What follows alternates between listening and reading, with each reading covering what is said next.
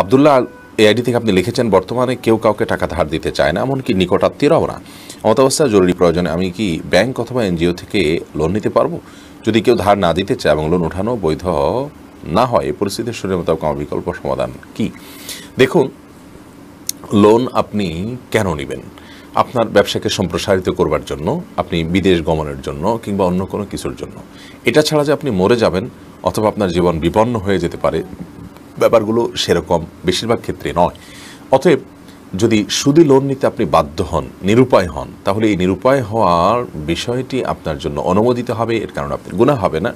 তখন যদি আপনি সুদী লোন না নিলে আপনার জীবন হুমকির মধ্যে পড়ে যায়, সেই লেভেলের সমস্যা যদি হয়, সচরাচর এত জটিল পর্যায়ে এসে মানুষ সুদী লোন নেয়, ব্যাপারটা এরকম নয়। হোম লোন বলুন বা আপনার ব্যবসায়িক লোন বলুন কিংবা অন্য কোনো লোন বলুন, বেশিরভাগ লোনগুলো হয়ে থাকে আমাদের এমন যে এগুলো আমাদের জন্য প্রয়োজন, ঠিক আছে, বাট এটা ছাড়া যে আমি একেবারে মরে যাবো ব্যাপারটা সেরকম না, হয়তো এটা না নিলে আমাদের একটু কষ্ট হবে, এতটুকু। তো এতটুকু কষ্ট তো আল্লাহ রাব্বুল আলামিনের বিধিবিধানগুলো মানতে গিয়ে আমাকে করতেই হবে, যার বিনিময়ে তো আমি জান্নাত পাবো ইনশাআল্লাহ তাআলা। এই জন্য এটুকু সবর করতে হবে। আর আপনজনরা যে লোন দেয় না, সেটার দুটি কারণ। প্রথমত, আজকাল আমরা অনেক বেশি বস্তুবাদী হয়ে গেছি, ভোগবাদী হয়ে গেছি। আমার কী লাভ, এই হিসেব কষি আমরা প্রত্যেকটা মানুষ।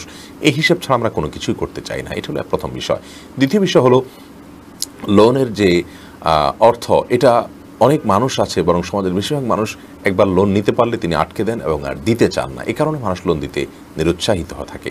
এই জন্য যারা লোন নিয়ে থাকেন, তারা দেয়ার ব্যাপারে, পরিশোধ করার ক্ষেত্রে সৎ মানুষ হওয়ার চেষ্টা করা উচিত। নবী করিম সাল্লাল্লাহু আলাইহি ওয়াসাল্লাম বলেছেন, খিয়ারুকুম আহসানুকুম কাদা। হাদিসটি বুখারীতে বর্ণিত হয়েছে। তোমাদের সবচেয়ে ভালো মানুষ ওই ব্যক্তি যে ব্যক্তি লোন, ধার দেনা, বাকি ইত্যাদি নিলে এগুলো পরিশোধ করার ক্ষেত্রে তিনি ভালো মানুষের পরিচয় দেয়, টাইমলি পরিশোধ করে এবং ওয়াদা রক্ষা করে। অতএব এক্ষেত্রে যারা লোন দিতে চাচ্ছেন না, তাদের যেমন দুনিয়ার মোহ আছে এবং আল্লাহ তাআলার সন্তুষ্টি অর্জন করার যে প্রয়োজনীয়তা আছে, সেই চেতনার ঘাটতি আছে, দুর্বলতা আছে।